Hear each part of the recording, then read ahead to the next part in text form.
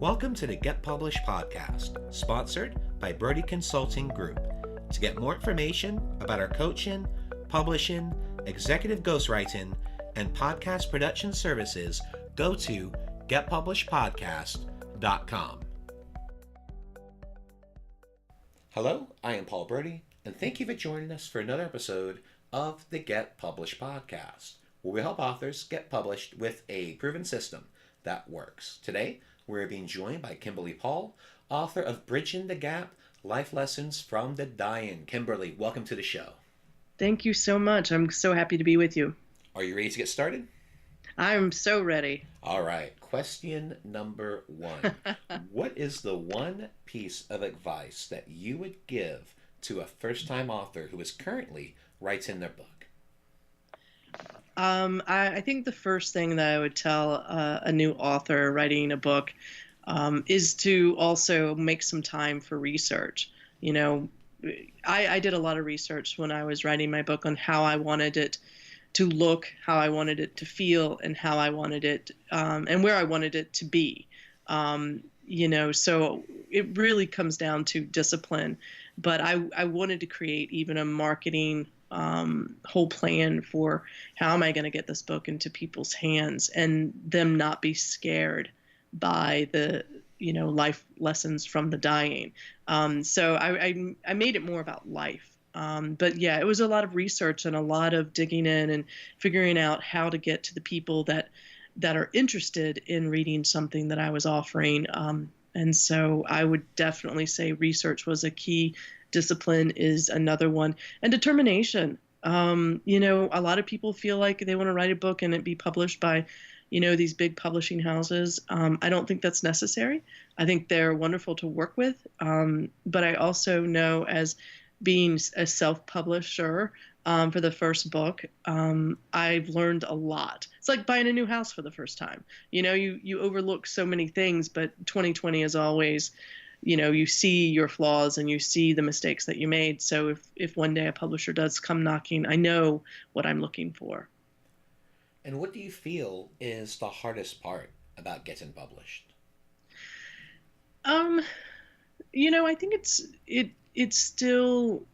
it's really almost like playing a game. Getting these book proposals out to publishers, and not being distracted or defeated by them saying no.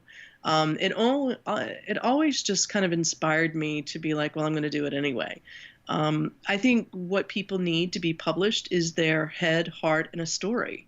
And, the other thing is, I have a really awesome looking book that no publisher has touched, but I self-published, and Ingram's accepted it and worked through in the very beginning Book Baby, but I went over to Ingram's because of the independent bookstore aspect of Ingram Sparks, and just pushed it through.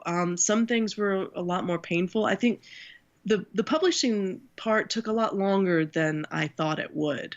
Writing the book in hindsight was the easy part, and then the publishing part was a little bit more difficult.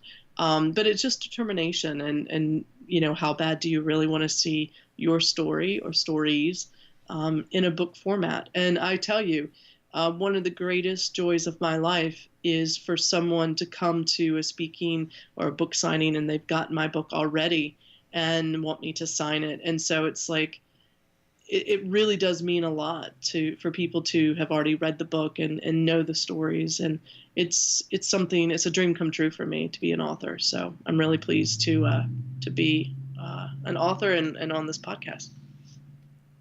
Well, this is going to transition nicely to our next question, and that is, of course, about marketing. So please share a marketing strategy that you have used in your book launch that has worked well. Well, this was not planned, but it evolved. And, my book is about death and dying and the 17 years I spent in hospice care. And I wanted these stories that really taught me, these individuals who were facing end of life, who taught me how to live. I wanted their stories to get heard, to be heard, to impact other people. And some friends of mine were in an RV going, just full time in RV, living a good life, and they happened to be coming through my hometown, and they put it in my head about an RV going state to state, and I was like, there's no way. But something miraculous happened, and I conceded, and I rented out my house and bought an RV, and I started going state to state, booking with hospices and churches and private book readings and independent bookstores, and doing a lot of legwork on my own, putting people first. And I knew if I could get in front of people and really connect with them with the stories that I have lived through, the book would be an easy, easy sell. And, fortunately, we've been on the road since June of last year. The Live Well, Die Well tour launched in September 10th. And another thing that I did, which was amazing, is Cabot Cheese called me and said, we want to sponsor your book tour. I'm like, okay. And so this 29-foot RV has about 26 sponsors on it. And they were the first ones to come on, and that kind of trickled down to, national organizations or just, nonprofits that were doing some in-kind sponsorships to get the word out and to really promote innovative things at end of life. And so my RV is wrapped with 26 sponsors on it, and some of them range from about $3,000 to $6,000 to even $15,000 per year of how they support the tour. So that's a little bit of an extra income, helping me to put gas in the RV and travel and do things like that. But what it really did is it got people involved with what I was doing. And suddenly I was not promoting me, they were promoting me. And if you ever have experienced any type of marketing, third-party endorsements are the king and queen of what you do. And it's a way to get people involved with what you're doing for them to turn around and promote it to their social media groups or people in their arena. And so I had NHPCO, which is the National Hospice and Palliative Care Organization. We have 4,500 hospice organizations that are in their reach and read their newsletter. They're writing an article about me, and that's my target audience, or some of my target audience. And so it was really a strategy that I thought of really briefly, and it started evolving very, very quickly. And I don't even remember reaching out to Cabot Cheese. They actually called me. And Cabot Cheese, everybody's like, cheese, really? Death and dying? They're supporting your book tour? And I say, well, they're owned by 1,000 farmers, a co-op. And what happens on a farm? Life and death. And so they're really trying to put some money behind some very innovative and out-of-the-box thinking people who are trying to make a difference in the world. And they thought that I was one of those people, in which I'm extremely grateful. And so I am driving down 95 and across the country with this 29-foot RV filled with logos, and my book is on the back, and making contacts. I just got an email this morning about, hey, would you come back to New Hampshire in the fall? And so another big way that I'm supporting this tour is, to take me off the tour, to fly me somewhere to speak. It goes between, $2,000 to $5,000 based on if you're a state organization, if it's a statewide conference or a national conference.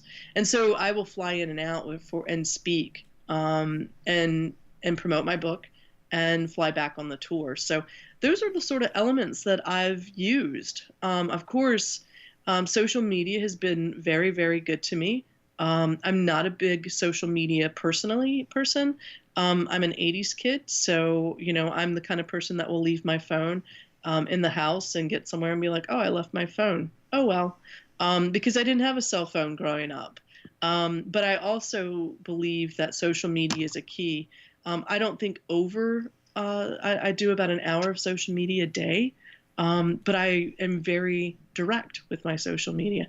It doesn't take a lot of time, and you can't get sucked up into this, kind of social media hurricane. You get in, you do your business, you tag people, you hashtag, and you get out. And you kind of back away and let the social media individuals push that out for you. I've done some social media ads about the tour and the book. That has helped. And I have roughly around over 30,000 followers in collective online social media. And I tell you, I've gotten a lot of interest and a lot of connections through social media about the tour. Hey, when are you going to come to Oregon? Or hey, when are you going to do this? Or hey, can we bring you here for your book? And I think the number one strategy is knowing your audience. And even though my book is for everyone because we're all going to face end of life, it really needs to be focused of who's already in the end of life arena and how do I get them to get hooked into this book, to turn around and share it with people and caregivers, and it trickles down that way. But the tour, the Live Well, Die Well tour, is sort of I guess a unique way to do something. It's a 49 state driving tour. And I really, in a way, wanted to search for connection. Being a reader all of my life, and with books, I have to have it in my hand. I'm not a Kindle reader, no offense to those who are, but I've got to bend the pages and highlight, certain things. It's, books are my Bible. And my thing is, I really wanted to have this way of opening door to real connection, because that's what stories do for me. It connects me. It makes me reflect on what I have in common with these characters, and I'm interested in seeing them grow. And so, in a world that's pushing for disconnection, I wanted a way to go on a journey to find connection. And what I'm doing and what I'm finding is really true connection. When you turn off the TV and turn off Fox and CNN, you see people as human beings, and you have commonalities that you really don't care who they vote for. You're a human, I'm a human. How can you be a teacher, and how can I be a student, or vice versa? And how, if you think differently than me, then man, tell me more, because you might just change my mind. And I think that's what books have done for me, is allowed me to live outside my comfort zone and to go on adventures with these characters and these true stories. And what's amazing about, writing about my life, which I never thought I would start off with a memoir about my experiences with hospice, but I did. And so it's very personal, especially when you're talking about a boyfriend who died, and it affected you at 30. So you kind of relate why you're doing this. And when you have a personal story like that, people sort of listen. And what I'm finding is when you're telling your stories, whether through a book or just verbally, then people are more vulnerable, with you. And so what's really cool is when people have someone they lost, that is from a tragedy or an illness. I ask them for their name, and I climb the ladder on my RV, and I write their name on the roof of the RV to take them with me. And I think that's been a really, not really, touching thing for me. I want them to come. But when I send them back to the mother of a 17-year-old boy who was killed in a four-wheeler accident, and his name's on the roof of my RV, and he's going with me to 49 states, it touches them, and they're suddenly really interested in following me and supporting me, because now the person they love is on this tour with me. And so it's about personal connection. And that's what I'm finding on this tour, is when you can connect with another human being and share the stories that are in your book, the book is really easy to sell. That's one of the biggest lessons I think there's out there about sales. It's not about a pitch. It's not about any type of approach or any type of script or anything like that. The main thing is to sales and building relationships. It is getting to know someone and connecting with them. That's it. There's no hidden secret. There's nothing that Jordan Belfort or Grant Cardone can teach. The main thing is connecting with people personally. And when you connect with them and you build that relationship, they will run through a wall for you. I totally agree. And one of my things on this driving tour is I want to really know people in every state. I think that's sort of cool. I want to be like, oh yeah, And now, some of these really amazing people. And when you drive into an RV park and you are wrapped with a blue Carolina blue state and with 26 sponsors about death on it, people are like, "What you doing?" And we've sold a lot of books in RV camps where we've just been walking. My German Shepherd Haven is on the trip, so she sold many books because people are like, "Oh my gosh, she's the friendliest German Shepherd," and that's a connection. And you don't have to connect about your book. You have to connect with people as Yep. people, and then they want to know what you're doing. And I've had so many people say, "I don't even read, but I'm buying your book," and that's what I like is I've made such an impact or an impression, or they're like, "Oh my God, you're driving to 49 tours. I need your book, just in case there's something crazy that's going to happen with you." And so it's those little things that I find myself just in awe of. I left corporate America it will be 3 years this December, and I've never looked back. And I cashed my retirement. I was like, I didn't know what I was going to do. I called my dad and I was like, yeah, I quit today. He's like, oh, you got a new job? No. What you going to do? I don't know. How are you going to make it financially? I don't know. He goes, don't tell me you're moving home. And I was like, no, but I do believe there are some things risking everything for. And this was just meant to be for me. And I'm sort of on this spiritual journey, telling these stories that impacted how I live and how I will die. And I'm sharing them. And now their legacy has become mine. And I love it. I absolutely love it. I've never been happier in my life. And, it's not about meetings. It's not about, showing up on time. It's about just being awake and vulnerable and ready to respond when people are willing to host you. But I think it's rare. I've not heard of anyone doing a 49 state driving tour to sell a self-published book before. But if that's a testimony of how passionate I am to help people come to the living differently, possibly, or dying differently, then I hope that I do that, throughout the store. So, yeah. Are you selling a paperback or a hardback? Just out of You curiosity. know, yeah, well, I had about 250 hardbacks starting off for, my family really wanted the hardbacks a lot. I gift the hardbacks as people who host me. But, the paperbacks are the ones that are the cheapest to sell. Yep. My book, even as a paperback, sells for about $20. And I say, buying this book goes to help the tour and support the tour. So it's a little bit more expensive than, your regular paperback book, but I'm not mass producing this book. And when people say, hey, we want you to come when you're on your tour in New Hampshire, we want to do an event, and they're pre-ordering the books, and I give them a discount. And sometimes that's 17 to 25%. And so they can make a little money back. And I still get the upfront, cost or to purchase the books, as well as put a little bit of money in the tour bank account. How many paperbacks do you think you sold? Well, that's the funny thing. I was a little bit shocked. I've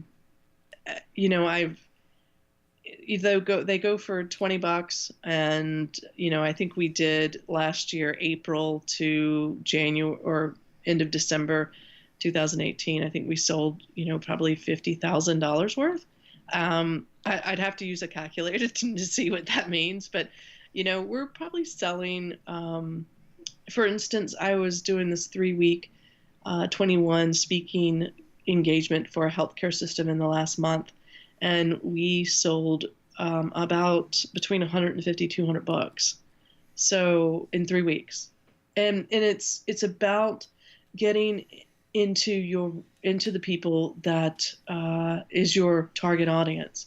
And I know my target audience is anyone working in the health field, anyone working with the elderly, anyone who is working in hospice, and anyone who has been exposed to death. So my target audience is vast, But people, I'm finding the more groups that we get together, whether they're 10 to 100 people, that's where I sell a lot of books. And get this, there's sometimes you'll be talking to 50, 60 people and sell, maybe 20, 30, 40 books, but 20 people, and they're walking away with 3 and 4 books. They want to give it to someone.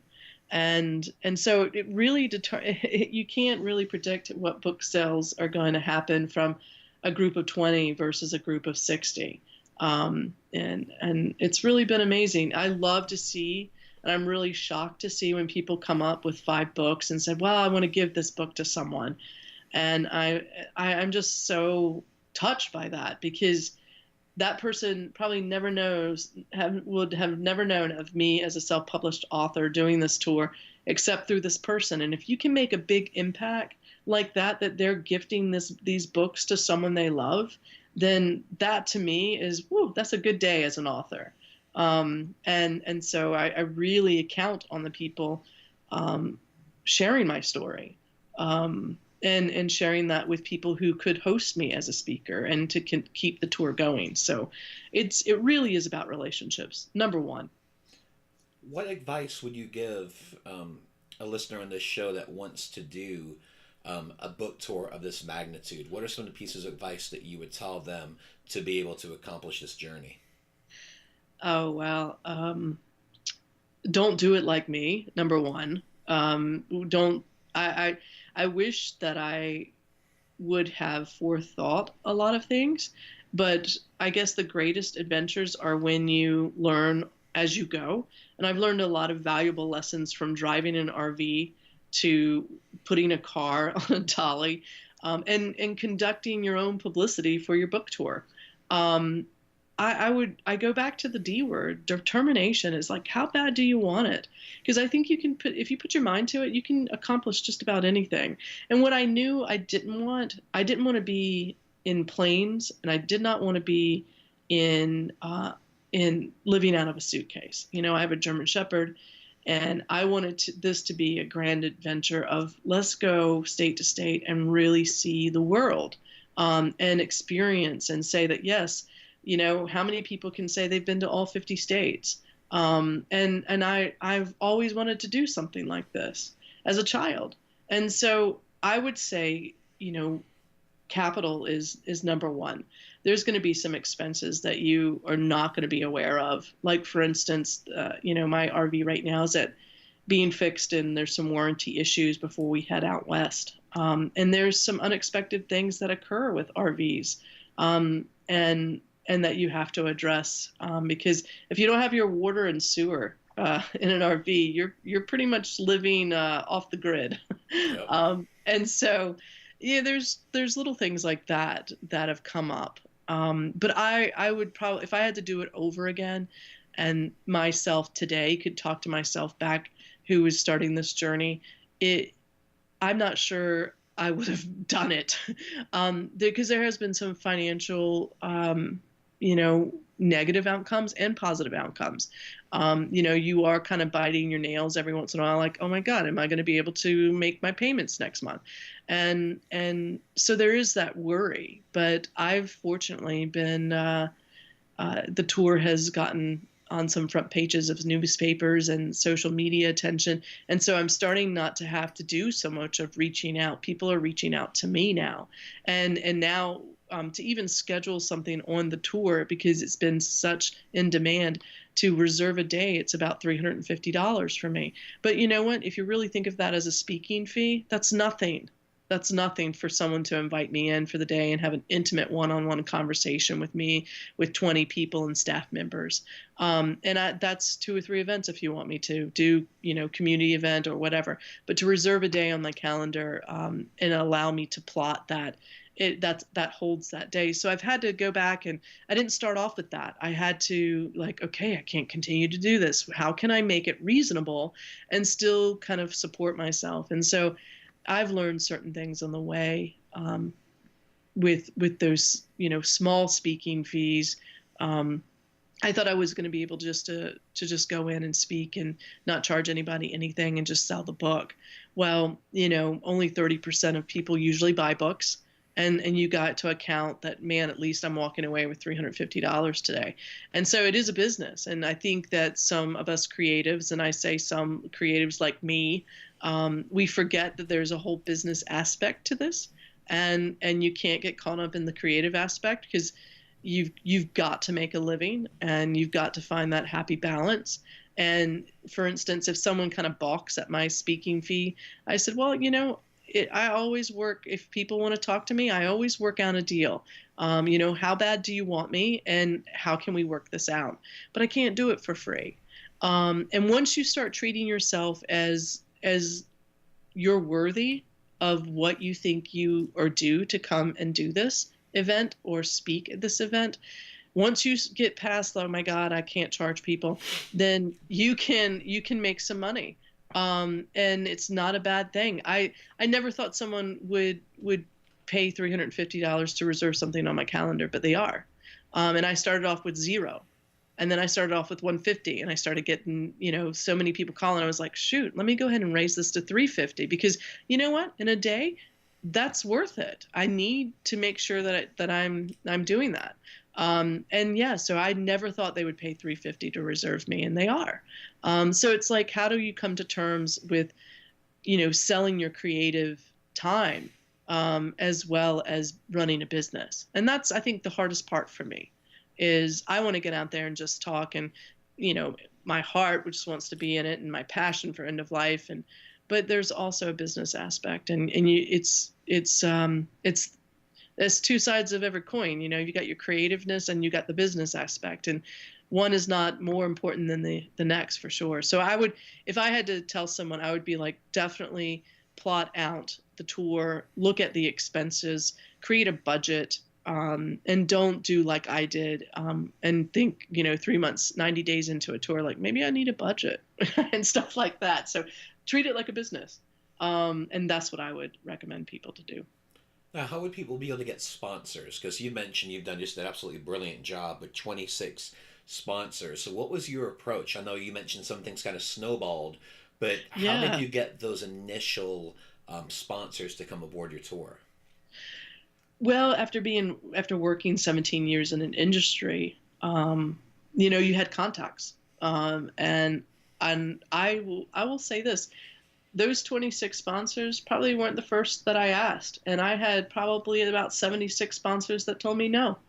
But I just was determined. I was like, look, I am trying to create this unique marketing opportunity, and I gave them 10 deliverables for coming on as a sponsor. And they're billed once a year. And, some people, I've worked out, monthly payments because I wanted it to be reasonable, but I didn't want it to be unreachable. So, just to be a logo sponsor is about $125 a month. And that means you can send me anything you have to hand out or put in the book as I sign. As a sponsor, your logo goes onto the RV.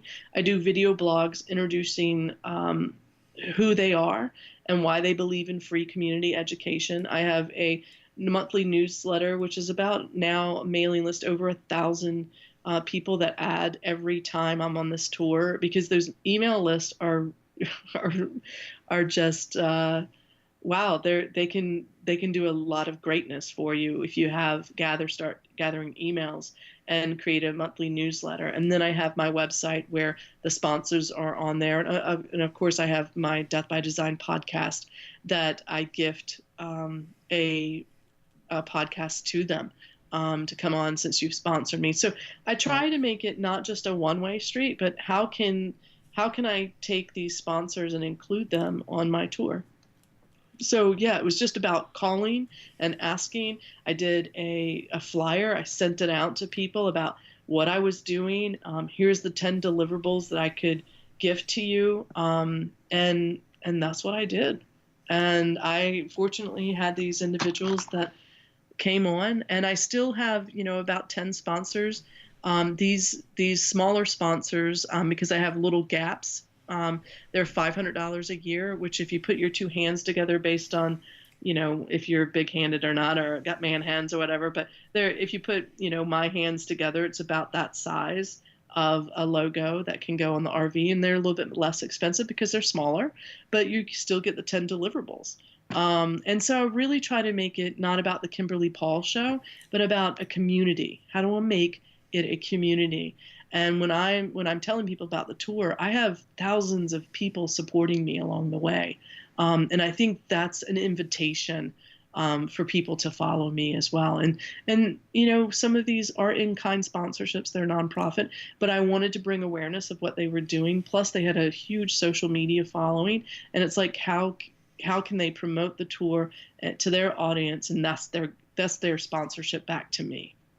So yeah, I just picked up the phone.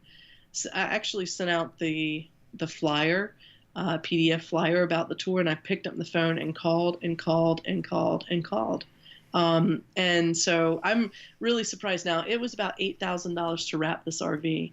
I'm fortunate enough that Cabot Cheese has picked up that tab and helped me accomplish that goal. So they wrapped their trucks and everything with cheese all day long, and so they were willing to gift that to me as part of their sponsorship. So that was amazing. And I can't tell you how much Cabot Cheese has supported me. Ametis Home Health and Hospice is another premier sponsor, and they got the doors on the RV, and so which is the prime kind of where all the sponsors or the people are always looking at is the doors and the side of the RV where my door into the RV or the motorhome goes. But yeah, I mean, it's hard work, but I tell you, it just kept evolving. I would have people reach out to me about their website, and I was like, well, I have a couple of additional sponsors. Would you be interested? And they're like, yes. And so, I mean, now it's really people calling me, and if I see that they're have a cool aspect or innovative way of thinking, I'm like, would you be interested in coming on as a sponsor?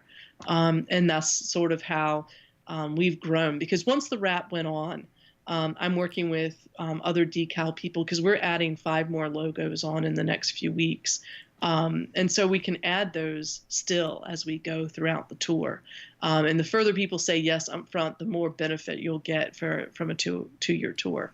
So this is absolutely ingenious. I really appreciate it. I've got a whole page of notes here because this is just awesome stuff. And I know we could talk about marketing all day, but just know I am incredibly impressed with what you've accomplished. I know our listeners are just blown away right now. They're probably taking a page or two of notes themselves because it's just awesome. Such great content, because you've ran this whole thing like a business, but also like a very successful business. So, thank you. Very impressed. But we do need to transition to our next question, and that is probably an even harder question. And that is, what is your favorite book, and what was the number one thing that you learned from it? Wow, my most favorite book. I guess I have to just go back. Pat Conroy has always been a Southern writer to me. He lived in the South. He passed away in the last, I'm sure, 8 years. But Prince of Tides, beach music, some of his writing about, the Southern way of life, and that families can be complicated. I love how he portrayed that, and how, and in the end, once we forgive family, they become our biggest assets. And I think it ended up being that we're all human. We're not perfect. And sometimes the best people in our lives are those who are perfectly imperfect in our lives. And so it has to be him. And I'm a longtime fan of his. And I mean, I can also, mention one more, which is I'm a big fan of Liz Gilbert. And her Big Magic book has been a fabulous book, as well as Shonda Rhimes' The Year of Yes. Just challenging yourself to live outside of your comfort zone and seeing the goodness in everything. So if I had to pick 3 authors, they would probably be the 3 that I would pick. And for a final question, what is your favorite quote and why? My favorite quote. Oh, wow. My favorite quote. I guess I have to go with, oh, wow. I have quotes all over my walls in the RV, but I also have a quote that I wrote on my body in a tattoo, and it says, "Wisdom makes me know that I'm everything," um, and it says, "Creativity makes me know that I'm." Oh, I'm totally screwing this up. Oh, here it is. Love makes me think that I'm everything. Wisdom makes me think that I'm nothing, and somewhere in between my life leads. So I love that quote of having wisdom, but also love when all.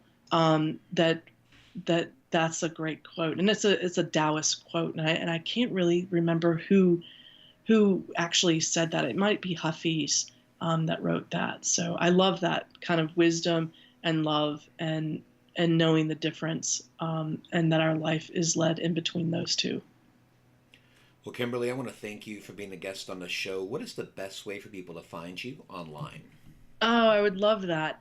And please, yes, please reach out. And even if you are thinking about me on the road and want to know exactly where I am, you can always go to www.deathbydesign.com, go to the contact page, and when someone responds to you, just know it's me. I don't have a staff of 20. It's just me and my German Shepherd, and we are making sure the entire tour is about us handling and connecting with people. So when I respond, it is actually me. So visit my website.